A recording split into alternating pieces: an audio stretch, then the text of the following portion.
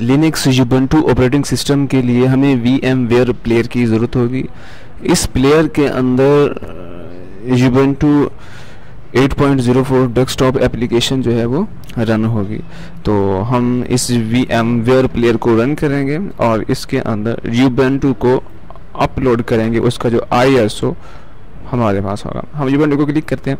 यहाँ पे काफ़ी सारे वर्चुअल मशीन जो हैं वो बनाई हुई हैं। मैंने ऑलरेडी एक वर्चुअल मशीन क्रिएट की हुई है जिसका नाम न्यू ऑपरेटिंग सिस्टम रखा हुआ है। हम इसको डायरेक्टली यहाँ से प्ले करेंगे और इसके अंदर पहली असाइनमेंट को हल करने का प्रोसेस मैं आपको समझाऊंगा। तो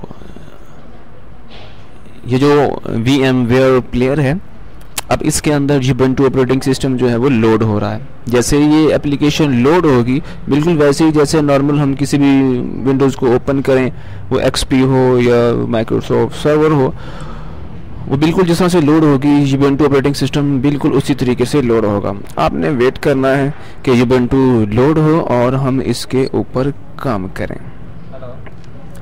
तो हमें कुछ देर के लिए वेट करना पड़ेगा ताकि यूबंटू ऑपरेटिंग सिस्टम जो है वो प्रॉपर तरीके से लोड हो सके।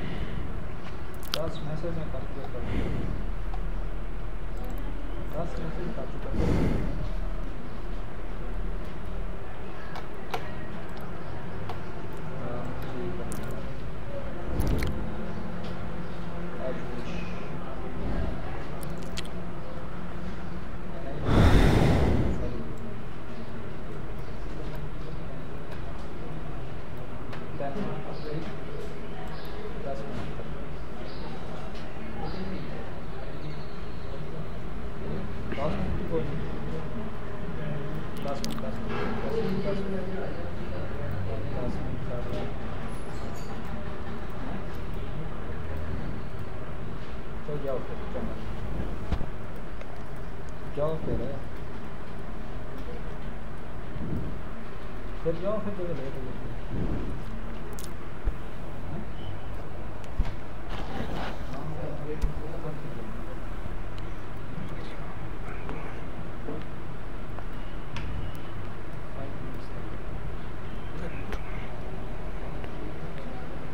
ठीक है।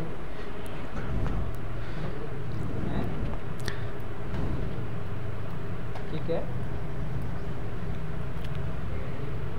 हेलो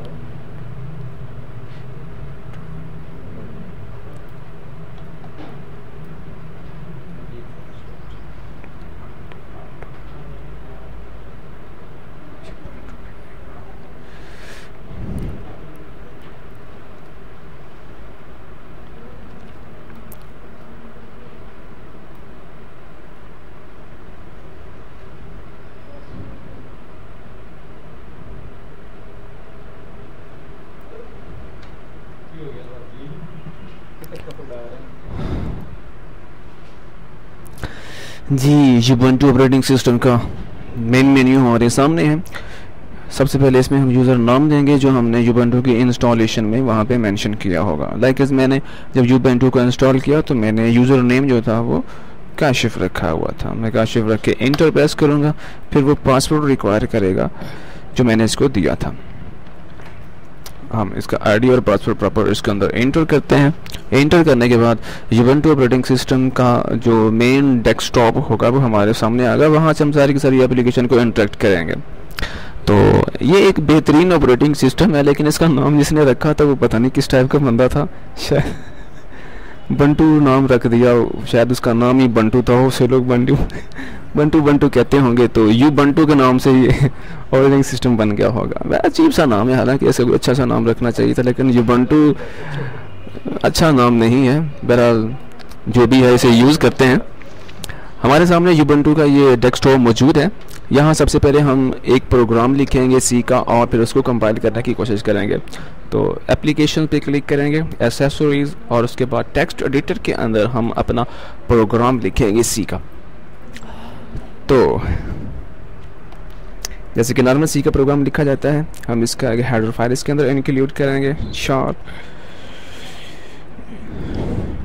शार्प इंक्लूड एक स्टैंडर्ड इनपुट आउटपुट लाइब्रेरी जो है वो हम इसके अंदर इंटर कर रहे हैं। उसके बाद नॉर्मल हम इसके मेन फंक्शन में आएंगे। मेन फंक्शन के अंदर हम डिक्लेरेशन करेंगे, हमें एक यूज़र का नेम प्रिंट करवाना है और उसका आईडी प्रिंट करवाना है। ये दोनों हम एज अ करेक्टर के तौर पर इसको डिफाइन करेंगे। मैं करेक्टर नेम लिखता हूँ, नेम की लेंथ मैं 20 बताता हूँ और उसके बाद मैं उसका स्टूडेंट का आईडी जो है उसकी लेंथ 15 यहाँ डिफाइन करता हूँ। ये 2 करेक्टर डाटा टाइप के नेम और आईडी यहाँ मैं मेंशन कर चुका हूँ। उसके बाद हमने यूज़र को प्रॉम्प्ट देनी है कि वो यूज़र अपना नेम इंटर करें। तो प्रिंट एफ हम कीवर्ड यूज़ करते हैं यूज़र को प्रॉम्प्ट देने के लिए कि यूज़र यहाँ हमें कोई वैल्यू दे। हम कहते हैं प्लीज़ एंटर योर नेम। तो यहाँ पे हमारा यूज़र जो है वो अपना नाम लिखेगा। हम इसको mod S as a string के तौर पे ले रहे हैं कि यहाँ यूज़र स्ट्रिंग लिखेगा। उसके बाद हम स्कैन एफ के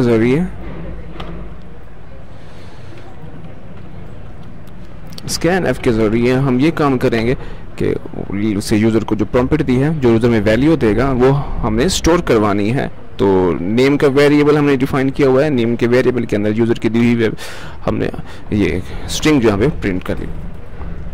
तो यूज़र से उसका नेम लेने के बाद नेम के वेरिएबल में स्टोर कर लिया और उसके बाद यूज़र को एक दफ़ा फिर से प्रॉम्प्ट देनी है जिसमें हम कहेंगे कि आप अपना आईडी लिखें। जैसे यूज़र अपना आईडी आपको देगा, वो आईडी हमने आईडी के वेरिएबल के अंदर स्टोर करवा लेनी है। अब दोनों वैल्यूज़ हमारे पास मौजूद हैं। अब हमने ये काम करना है कि इन वैल्यू को प्रिंट करवाना है। तो नॉर्मली मैं प्रिंट एफ की एक कमांड यहाँ पे यूज़ कर रहा हूँ और उस कमांड के अंदर मैं स्लैश एन नेक्स्ट लाइन में जाने के लिए ये बात यूज़ कर रहा हूँ। हारून साहब ज़रा बड़ी ऊंची बात में बात कर रहे हैं, इस बात का माइंड मत कीजिएगा। काफ़ी गुस्से वाले पर्सन है, लेकिन ये सब कुछ चलता ही रहता है। तो प्रिंट एफ हमने कर लिया। उसके बाद हम फिर प्रिंट करवाएंगे, प्रिंट एफ के ज़रिए उसका नेम प्रिंट करवाएंगे। तो मैं यहाँ में लिखूँगा स्टूडेंट नेम और उसके बाद हम मॉड एस, ये स्ट्रिंग के तौर पे होगा और नेम का वो वेरिएबल हम लिखेंगे जहाँ हम इसका नेम प्रिंट करवाना चाहते हैं। उसके बाद फिर यही स्टेटमेंट रिपीट करेंगे और जो बात प्रिंट करवाएंगे वो होगा स्टूडेंट का आईडी। हम लिखेंगे स्टूडेंट आईडी। स्टूडेंट आईडी के अंदर हम यहाँ पे आईडी को मेंशन कर लेते हैं। अब ये दोनों बातें वहीं पे प्रिंट हो जाएंगी। मैं कहता हूँ ये नेक्स्ट लाइन के अंदर प्रिंट होना चाहिए, तो स्लैश एन कीवर्ड का यहाँ पे मैं इजाफा करता हूँ, स्लैश एन। इस बात को आप समझते ही होंगे। उसके बाद नेक्स्ट लाइन के अंदर हम अगेन जो बात प्रिंट करवा रहे हैं वो है द सिंपल सी एक लाइन, ताकि बात जो है वो सेपरेट यहाँ पे लिखी जा सके। यहाँ एक और काम हम करेंगे, मैं यहाँ पे प्रिंट और स्लैश एन के ज़रिए थोड़ा सा मज़ीद इसके अंदर मैं गैप दे लेता हूँ। हमने एक सिंपल सा प्रोग्राम लिख लिया जिसके अंदर हमने यूज़र का नेम और उसका आईडी जो है वो 2 वेरिएबल्स नेम्स और आईडी के अंदर स्टोर करवा लिया और उसके बाद हमने नॉर्मल सी आउटपुट कमांड के ज़रिए इसको प्रिंट भी करवा लिया। इतना करने के बाद हमने इस फाइल को सेव एज़ के नाम से, किसी भी नाम से हम इसे सेव कर सकते हैं।